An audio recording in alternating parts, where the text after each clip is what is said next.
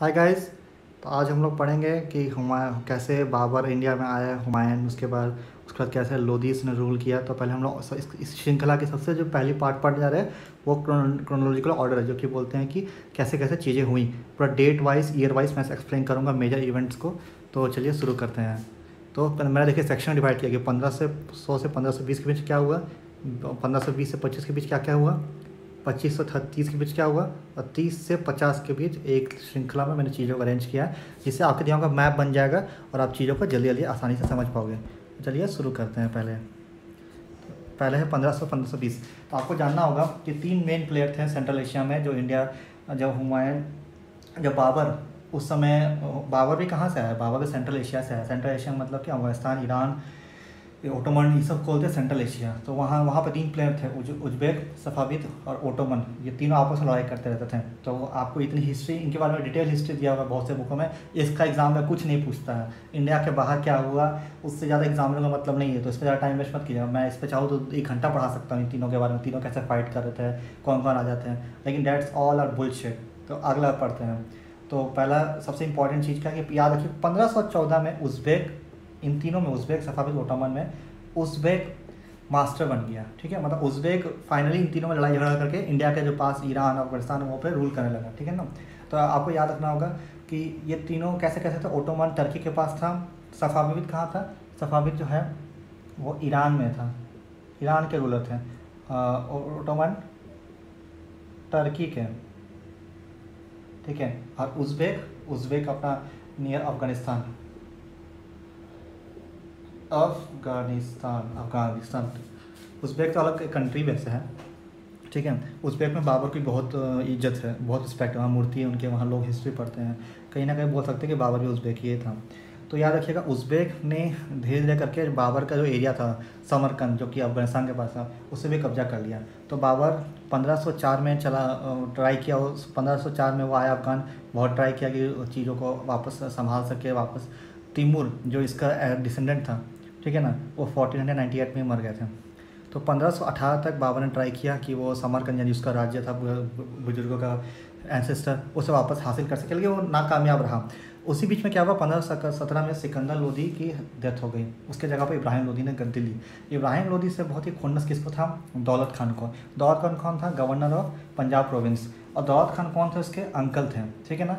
तो अंकल थे। तो ये सब कौन, अफगानी थे। ठीक है, अफगान से लोदी वोदी। तो इनको बहुत खुन्नस था दौलत खान को कि मुझे गद्दी चाहिए। तो ये इब्राहिम लोदी के अगेंस्ट 2 लोग थे, एक था दौलत खान, ठीक है, और एक एक था राणा संगा ऑफ मेवाड़। राणा, देखिए राणा, राणा संगा ऑफ मेवाड़।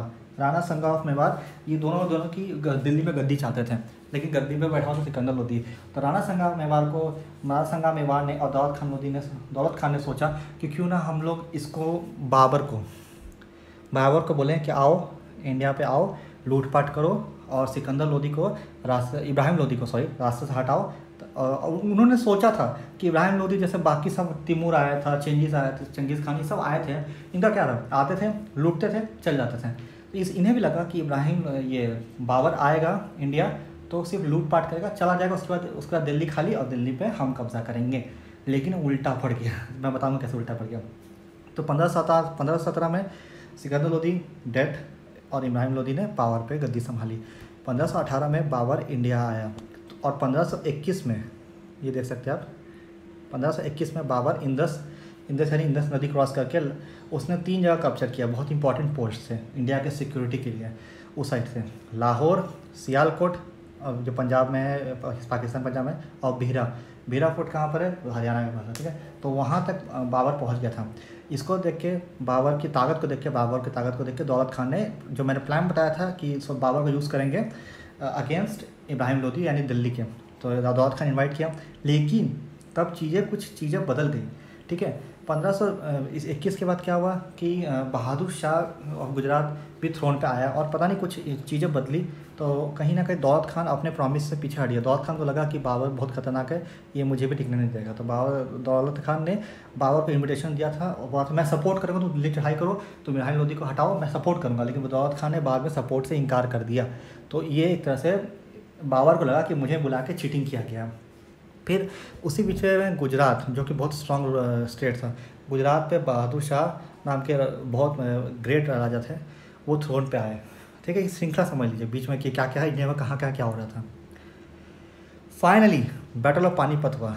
ये बैटल ऑफ पानीपत 1526 में हुआ। इस बैटल ऑफ पानीपत किसके किसके बीच था? बैटल ऑफ पानीपत इब्राहिम लोदी और बाबर के बीच था, जिसमें कि सबको पता है कि बाबर जीत गया और उसके बाद बाबर ने अपने पैर फैलाना शुरू कर दिया इंडिया में। उसी बीच में बैटल ऑफ खनवा हुआ। बैटल ऑफ खनवा किसके बीच था? बैटल ऑफ खनवा जो था वो राणा संगा मैंने अभी बताया कौन था। राणा संगा किसका? मेवाड़ के। इनके और किसके बीच में होगा? ऑब्वियसली राणा संगा गद्दी पे चाहते थे, लेकिन अब गद्दी पे कौन बैठ गया? बाबर। तो राणा संगा और बाबर के बीच में फाइट हुई। फाइनली वो भी हार गया, राणा संगा भी। और 1529 में जब रूल कर रहे थे तो बंगाल में कोई डिस्टर्बेंस हुआ। डिस्टर्बेंस कौन किया?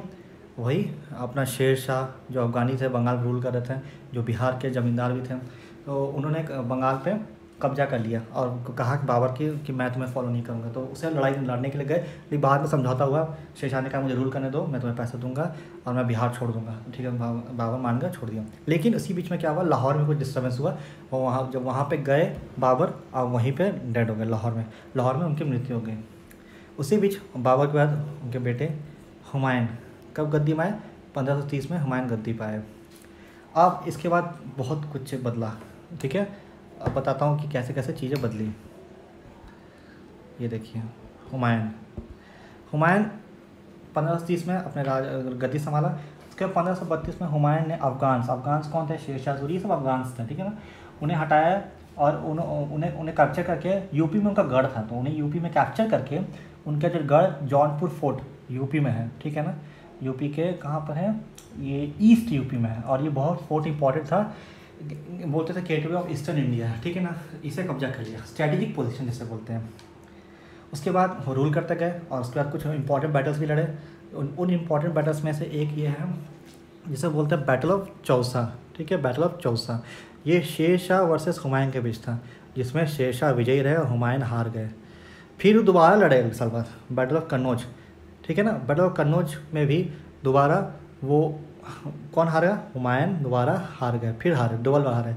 उसके बाद वो उन्हें इंडिया से बाहर जाना पड़ा। और बैटल ऑफ कन्नौज के बाद हुमायूं एक ऐसा राजा था जिसका कोई किंगडम नहीं था। इंडिया की गद्दी लुट गई, शेर शाह लुट गए, वो अफगान गए तो वहाँ पे भी पहले कोई कब्जा करके बैठा उज्बेक्स, तो वो कहीं नहीं, वो खाली घूम रहे थे उधर। ईरान के सफाविद रूलर ने फाइनली उन्हें शरण दी कि ठीक है आके कुछ दिन रहो हमारे पास, सपोर्ट किया।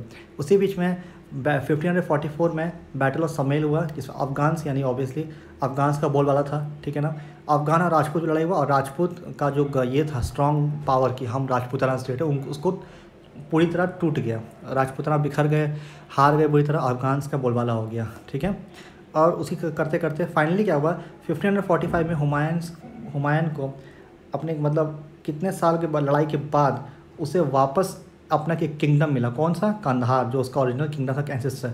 किसके हेल्प से? सफाविद रूलर, सफाविद मतलब ईरान के। उसी तरह से फिर उसी बीच में एक और डेवलपमेंट हुआ। 1545 में शेर शाह के गुजर गए, वो बहुत स्ट्रॉन्ग लीडर थे। ये उनके बेटे उसके बाद कौन? इस्लाम शाह गद्दी संभाले। अब वो कब तक रूल किया? 53 तक, यानी 45 से 53 लगभग 8 साल रूल किया। उससे फिर उनकी भी डेथ हो गई। अब फाइनली 1555 में सूर एम्पायर ब्रेकअप, मतलब ख़त्म हो गया, टुकड़े में टूट गया सूर एम्पायर टूट गया, ख़त्म। और फाइनली हुमायूं थ्रोन पे कैप्चर कर लिया। तो ये पूरी श्रृंखला है। मैं एक बार आपको दिखा देता हूँ, आप नोट कर लेना इसको अच्छे से, इसका नोट्स बना लो, काफ़ी हेल्पफुल रहेगा। ठीक है, एक एक करके मैं बस दिखा दे रहा हूँ फाइनल कैसे कैसे चीज़ें हैं। बस याद रखिएगा, ये समझ लीजिए तो एग्ज़ाम में कोई दिक्कत नहीं होगी। हर चीज़ों को कॉन्सेप्चुअल तरीके से आप कर पाओगे। तो आप करंट अफेयर्स आप ये ख़त्म करते हैं यही सीरीज़ को। अब अगला पार्ट में आएगा, मैं बताऊंगा कि हुमायूं का क्या कैसे फाइट किया, क्या क्या हुआ, सब डिटेल में चलेगा। ये कम से कम लंबा चलने वाला है, लेकिन डिटेल में चलने वाला है। इसके बाद आपको कुछ पढ़ने की जरूरत पड़ेगी। Thank you, have a nice day.